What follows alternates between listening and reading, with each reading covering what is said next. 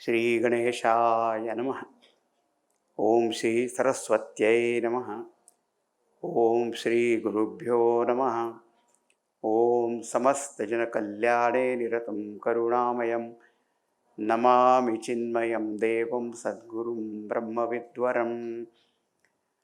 ओम दक्षिणे लक्ष्मणो यस्य वामे तु जनकात्मजा पुरतो मारुतिर्यस्य तं वन्दे रघुनन्दनं।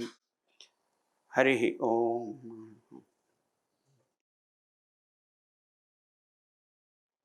अनंत संसार समुद्रतार नौका इताभ्यां गुरुभक्तिदाभ्यां वैराग्य साम्राज्यद पूजनाभ्यां नमो नमः श्री गुरुपादुकाभ्यां। नमो नमः श्री गुरुपादुकाभ्यां। इस पहले श्लोक में जो गुरु पादुका है उनकी महिमा कैसी है वो एक प्रकार से बताई गई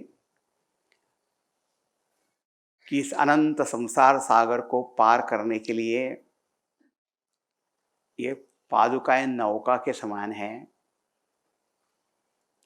गुरु भक्ति प्रदान करने वाली हैं और वैराग्य का साम्राज्य हमें देने वाली हैं। तो ऐसी गुरु पादुका को हम बार बार पुनः पुनः प्रणाम करते हैं। अब हम दूसरे श्लोक में प्रवेश करते हैं। कवित्ववाराशि निशाकराभ्याम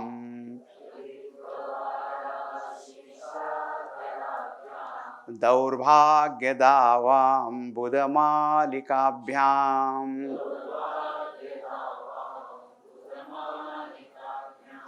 दूरीकृतानम्रविपत्ततिभ्याम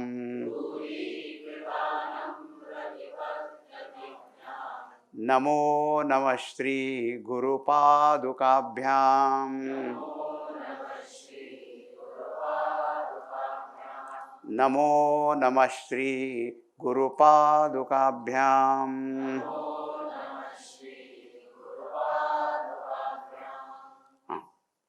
यहाँ पर भी कहा अत्यंत श्रद्धा भक्ति आदर के साथ हम गुरु पादुकाओं को नमस्कार करते हैं, प्रणाम करते हैं।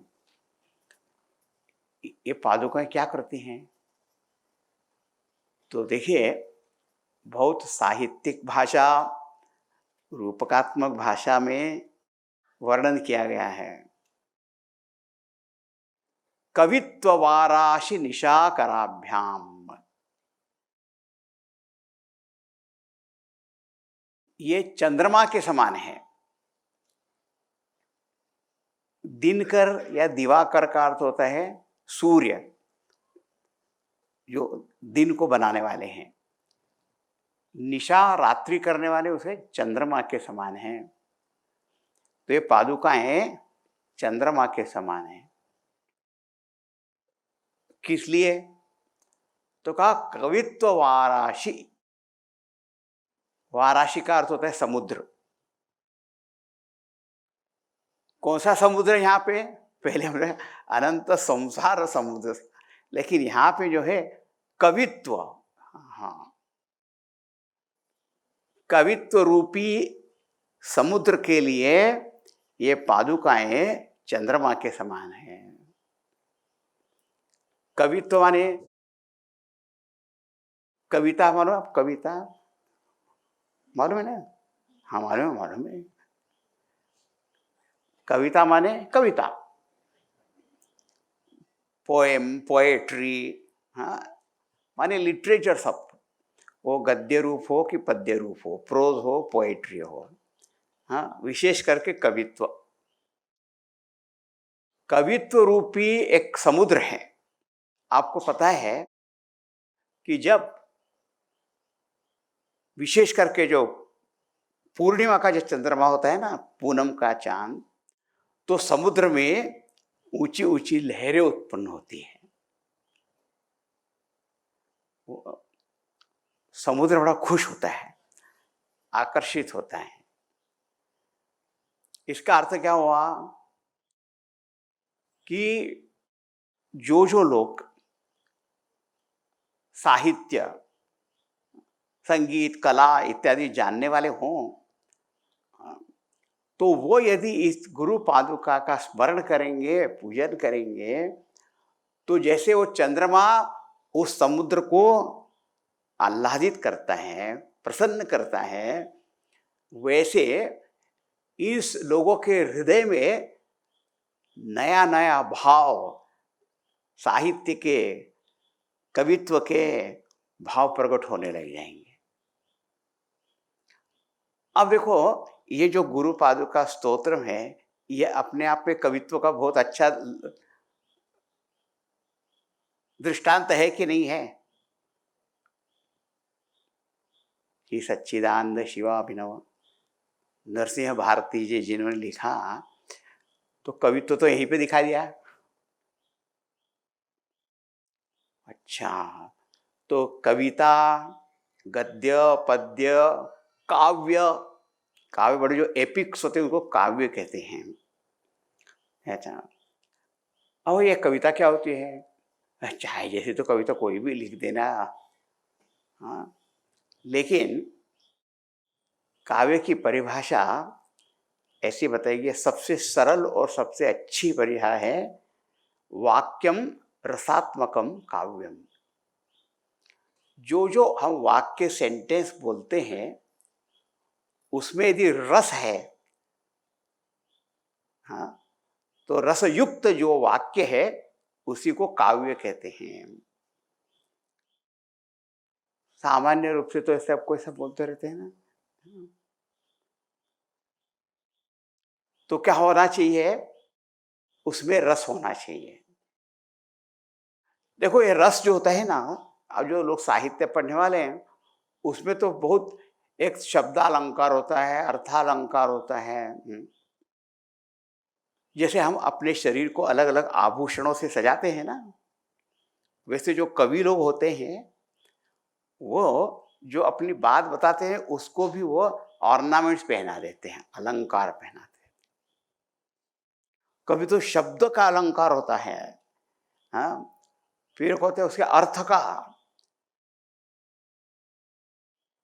अनेक प्रकार के भाव वहां वो प्रकट होते हैं। तो आपको मालूम होना चाहिए आप कौन सी कविता लिख रहे हैं, उसके लिए कौन से शब्दावली चाहिए। हाँ, आपको आश्चर्य होगा या किसी को पता होगा, रावण महापंडित, उन्हें एक शिव तांडव स्तोत्र लिखा है। और क्या कहा? धगत धगत धगत जलल लाट पट्ट पावके किशोर चंद्र शेखरे रति प्रतिक्षणम मम। कैसे धगत धगत धगत जलल ललाट, ज्वालाएं प्रकट हो रही वहां पे।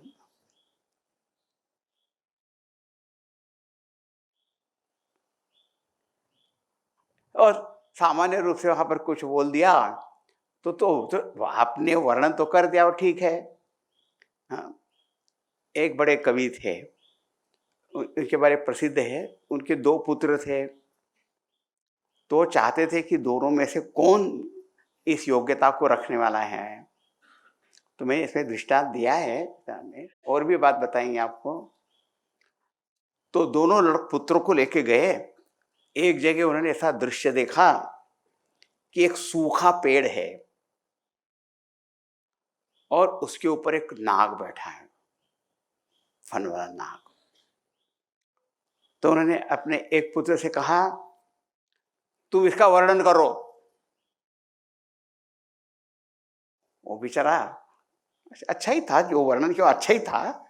उसने कहा, शुष्क वृक्षोस्ति तदुपरि सर्पोस्ति। हाँ, एक सामने सूखा पेड़ है और उसके ऊपर एक सांप है। बात तो बस ठीक ही है, करेक्ट ही है। शुष्क वृक्षोस्ति तदुपरि सर्पोस्ति। उन्हें दूसरे पुत्र से कहा, अच्छा तुम इसका वर्णन करो।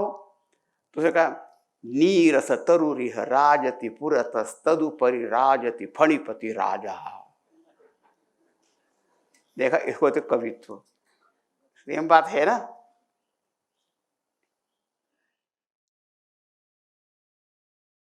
नीरस शुष्क कहते नीरस तरुरिह राजती। देखो राज राज शब्द की भी कमाल है।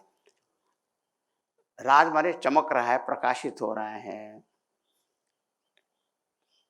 पूर्णतः हमारे सामने एक शुष्क वृक्ष है, ड्राई ट्री है, ड्राई ट्री। हाँ, तदुपरि राजती, उसके ऊपर विराजमान है फणिपति राजा। देखो राजा राज शब्द के अंदर आया कुछ, इसको तो कवित्व। अच्छा, आपको एक और बात बताते हैं।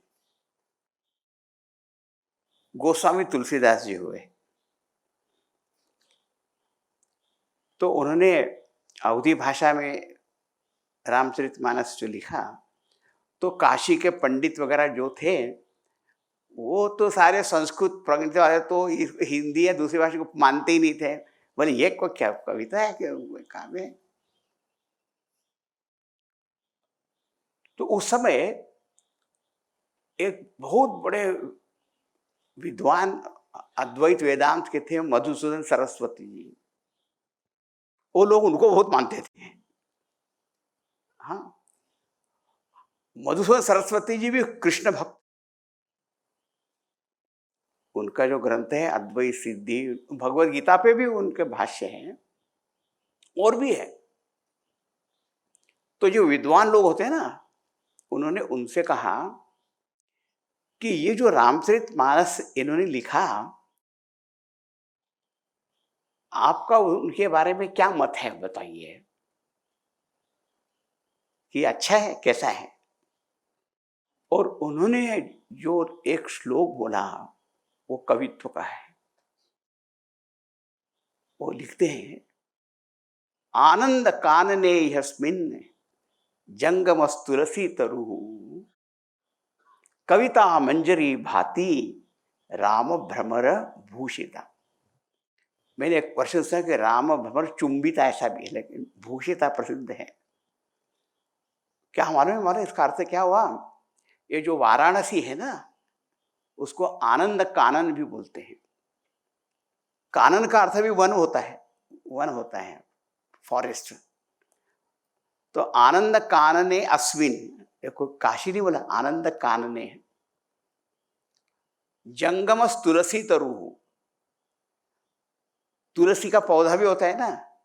और तुलसीदास जी, देखो शब्द का देखो ऐसा श्लेष अलंकार हो गया, पौधा भी हो गया और तुलसीदास जी का नाम आ गया। और तुलसी का पौधा तो एक जगह होता है ना, बोले यहाँ एक चलता फिरता तुलसी है। जंगमस तुलसी तरु। और तुलसी के पौधे पे एक मंजरी होती है, स्टेम ऑफ फ्लावर्स होते हैं किसी। तो बोले वो जो बाहर की तुलसी है उसके ऊपर तो एक मंजरी है, ये जो तुलसीदास रूपी तुलसी है इनके ऊपर कौन सी है स्टेम ऑफ फ्लावर? बोले कविता मंजरी भाती। रामचरितमानस जो कविता है वही है। और आपको पता है फूल की पूर्णता उसमें जो भ्रमर आता है ना, भौरा बीज, तो बोले इस कविता रूपी मंजरी पे राम भ्रमर, भगवान स्वयं रामचंद्र जी भौरे हैं, वो मुग्ध हो गए उसके ऊपर। क्या बात है। तो इसकी महिमा और क्या हो सकती है? और कौन सा सर्टिफिकेट होगा? देखो यदि वो ऐसा करें, hereby this certified this is the best version of Ramayan, उसमें कोई मजा आया?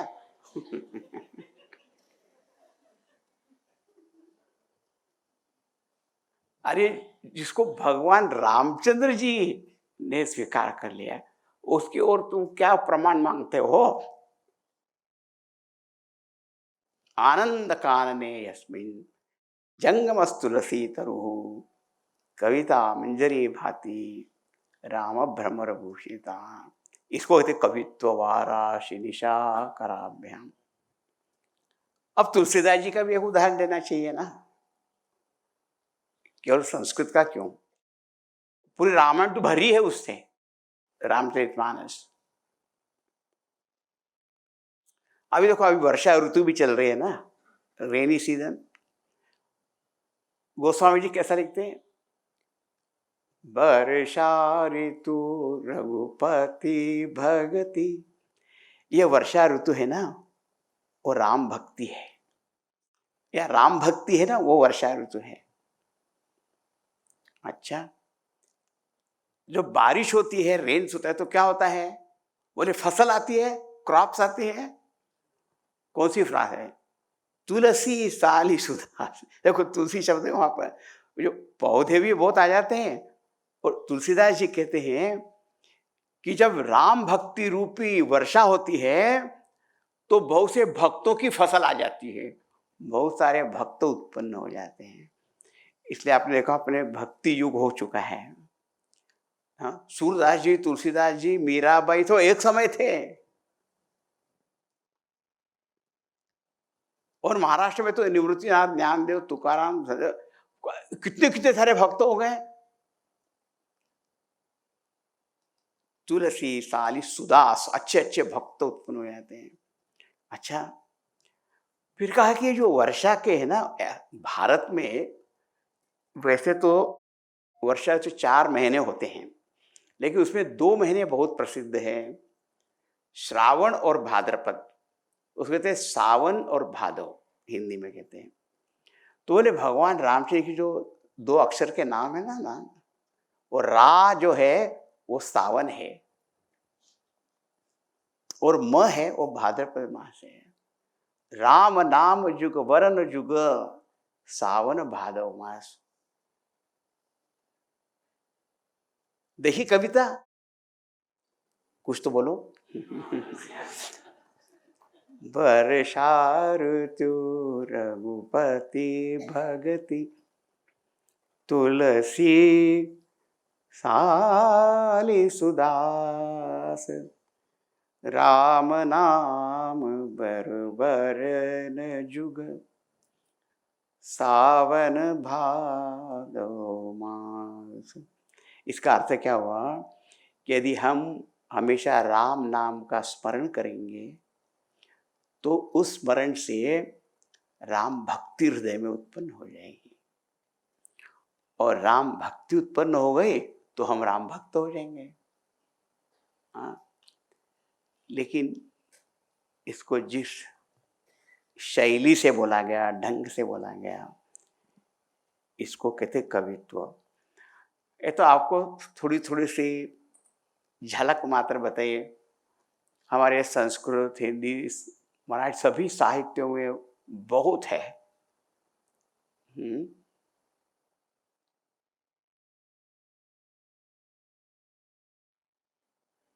तो सारे कवियों को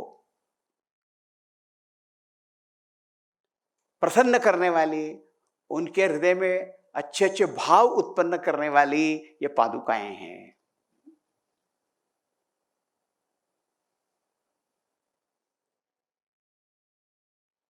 जिसको कविता नहीं भी आती होगी उसको भी आने लग जाएगी।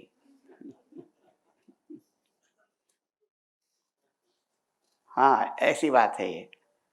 कवित्ववाराशि निशाकराभ्याम, दौर्भाग्य दावाम बुध मालिकाभ्याम। देखो ये सारी कवित्व ही तो है, ये सब प्रत्येक श्लोक जो है कवित्व ही तो है, साहित्य का सौंदर्य है। दौर्भाग्य दावाम बुध मालिकाभ्याम, ऐसे ऐसे समास है, कंपाउंड से। बोले अंबुद मालिकाभ्याम, अंबुद का अर्थ होता है, अंबुद माने एक क्लाउड्स होते हैं ना, क्लाउड्स। अंबु माने पानी, अंबुद माने पानी देने वाले, ये जो क्लाउड्स हैं। और मालिका माने ए क्लस्टर ऑफ क्लाउड्स।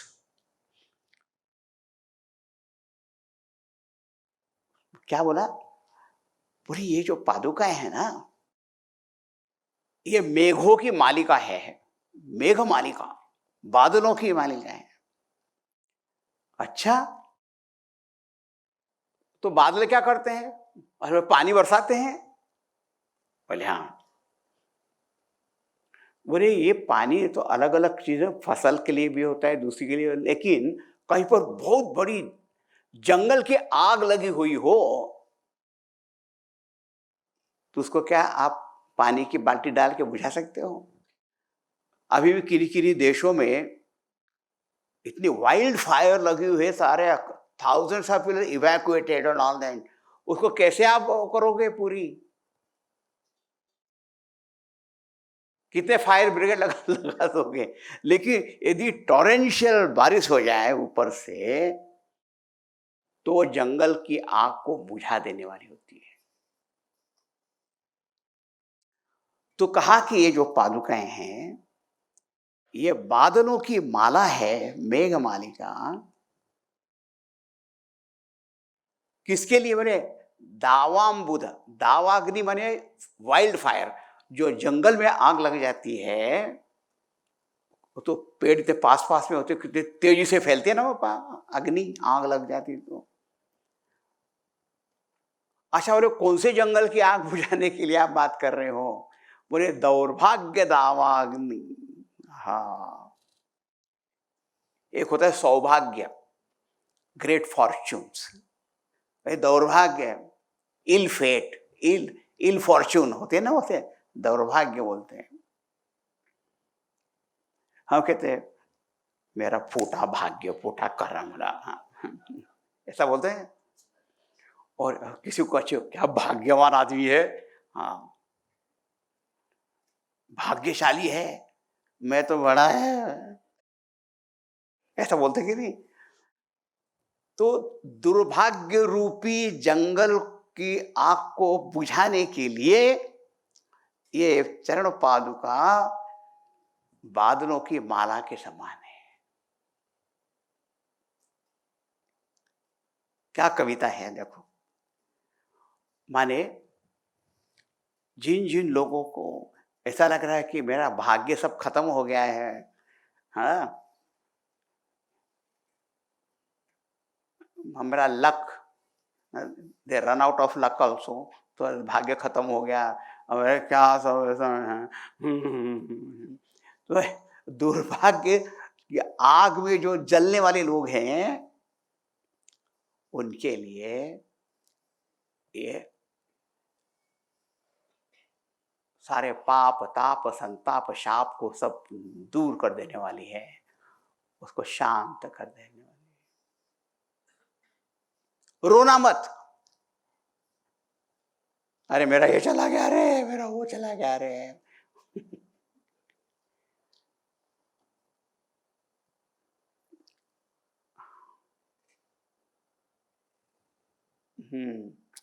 मिसफॉर्च्यून्स वगैरह जितने हैं, उसके कारण जो आग लगती है ना हृदय में, जलते रहते हैं, तपते रहते हैं, उनको ये शांति प्रदान करने वाली है। अब प्रश्न आता है, ये दुर्भाग्य क्या होता है? इसके लिए सौभाग्य क्या होता है वो देखना चाहिए। हाँ देखो, हम शब्द बोलते हैं ना, भगवान, भगवान बोलते हैं शब्द। फिर एक होता है भाग्यवान, लकी फॉर्चुनेट पर्सन, उसको कहते हैं भाग्यवान।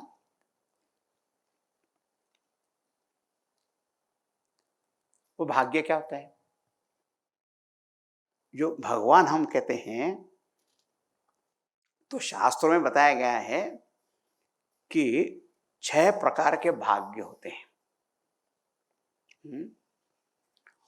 और जो ईश्वर हैं, वो सभी 6 प्रकार के भाग्यों से परिपूर्ण अनंत मात्रा में और हमेशा के लिए है। हम सारे मनुष्यों को कुछ कुछ भाग्य से कुछ कुछ बात मिल जाती है, छोटी थोड़ी थोड़ी सी, और वो कितने समय तक रहेगी वो भी पता नहीं है ना? कितने समय रहेगी? तो हमको जो मिलता है ना भाग्य, वो भी थोड़ा सा मिलता है, थोड़े समय के लिए मिलता है। इस काल की प्रक्रिया में कौन रहे बलवान?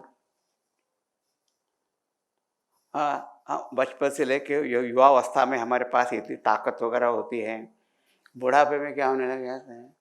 या युवावस्था में भी यदि बीमार पड़ जाए तो अभी, हाँ हाँ, सेम ताकत रहती है क्या? रहती है। लेकिन आपको एक बात हो, एक आदमी था, आपने सुना होगा, नहीं सुना होगा तो आप सुन लो। उसका नाम था मुल्ला नसरुद्दीन। मजेदार का कैरेक्टर। बुढ़े हो गए, एक दिन अपने मित्र से कहते हैं, मैं जब जवान था ना, 25-30 साल का, तब जितनी ताकत मुझ में थी उतनी ही ताकत अब भी है, अभी भी है, और हाथ तो कांप रहे। तो उस मित्र ने कहा, है फालतू बात मत करो, वो ताकत किधर है? बोले मैं अभी प्रूव करके बताता हूँ। अच्छा, बोले बताओ। तो बोले ना, आंगन में बहुत बड़ा एक पत्थर था। बोले पत्थर देखते हो? बोले हाँ। ये पत्थर मैं उस समय नहीं उठा सकता था, अब भी नहीं उठा सकता हूँ। तो मेरी ताकत सेम है कि नहीं है?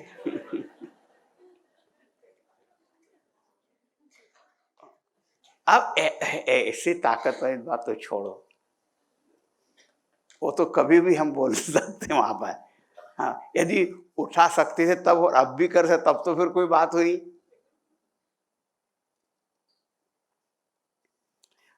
अर्थ ये है कि हमारे पास जो जो कोई चीज होती है, हम भाग्य से मिलती है, तो वो जो है वो थोड़ी मात्रा में होती है, थोड़े समय के लिए होती है।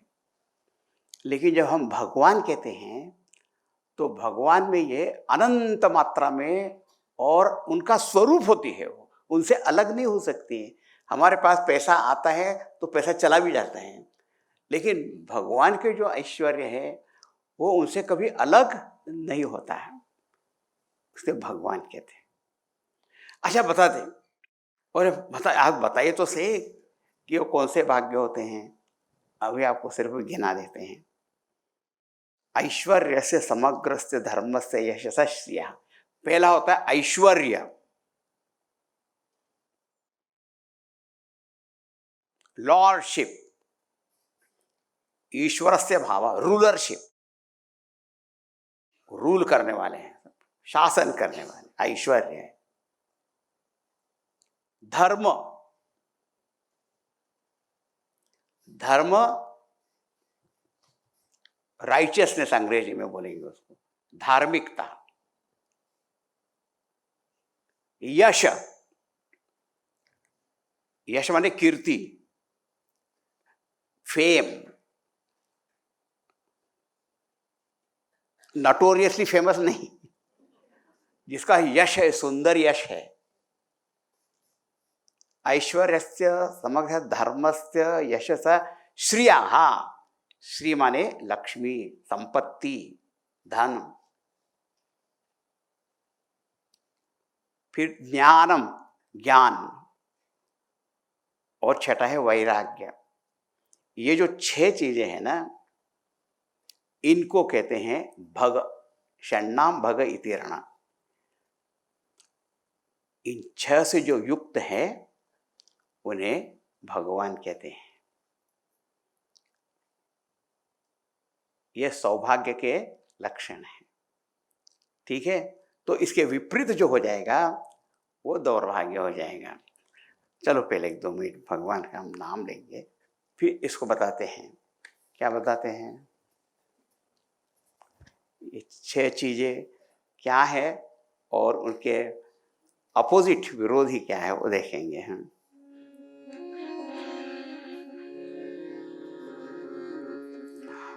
श्री राम जय राम, जय जय राम।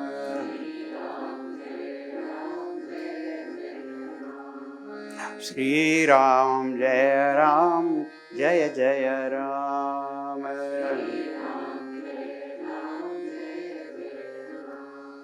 श्री राम जय राम, जय जय राम।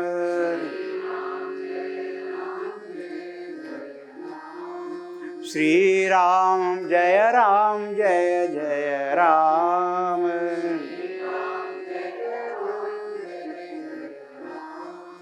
श्री राम जय जय राम।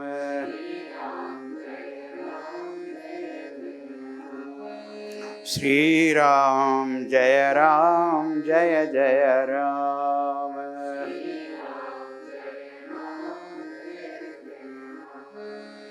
जय जय राम जय जय राम। सियावर रामचंद्र भगवान की जय।